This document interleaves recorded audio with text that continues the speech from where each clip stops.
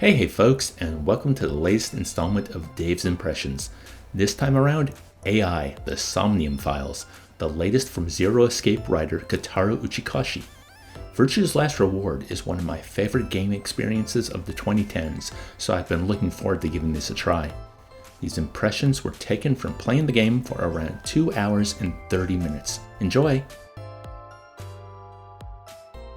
You play Date, a police officer in a department called Abyss, which investigates the brain. He's got an AI companion called Aiba that is his left eye.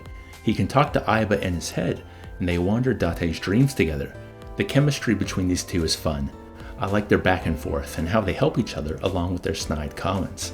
How Date still isn't happy with or used to having this AI companion in his head, and Aiba is not just there to serve.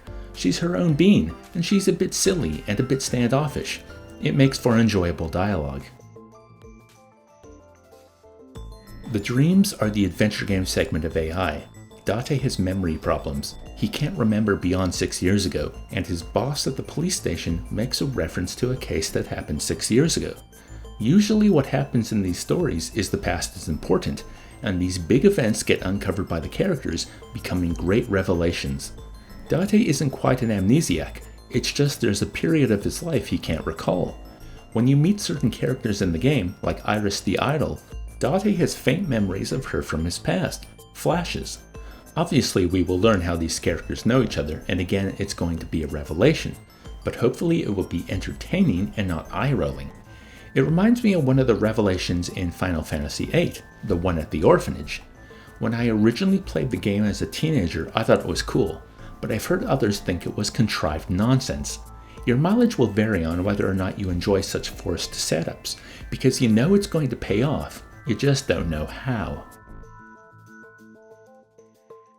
The way the adventure game segments work is you need to undo memory locks to get to the next area, very Phoenix Wright and Justice for All.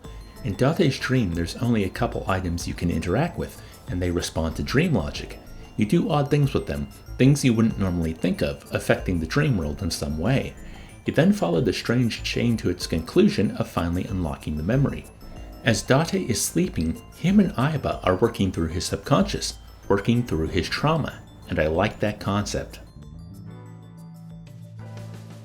There is a bit of a pacing issue. Right at the end of my playtime, I used the sync machine to go inside the head of another, and it's the same as Date's dream. It operates on dream logic, and you gotta undo memory locks to get to the core of their trauma, so you can question them. They've gone mute because they were a witness to the murder at the start of the game. In between the first dream segment and this dream segment, the pace was kind of, I won't say a problem, because I did enjoy the characters, the dialogue, and their interactions, but it felt like it dragged. I hope as the game goes forward, there's more variety in the investigation and dialogue sequences, or we spend more time in the dream sequences. Now this final dream sequence, it's still a tutorial.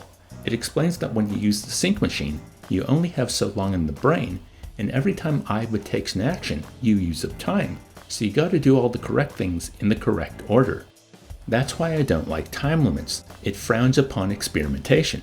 I understand the time limits are there to create tension, but it's one of those old holdovers from games of years past.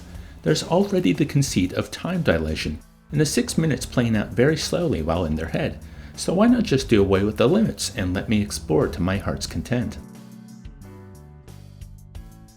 The characters I met in the investigation section are a mixed bag.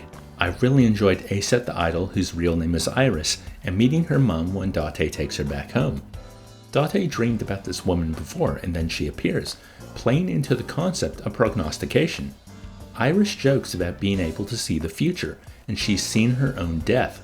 She then plays it off like she's being silly, but I think that's an ability she possesses and part of what the game is about.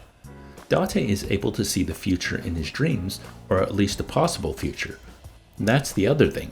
Iris remarks how she's not going to go down without a fight.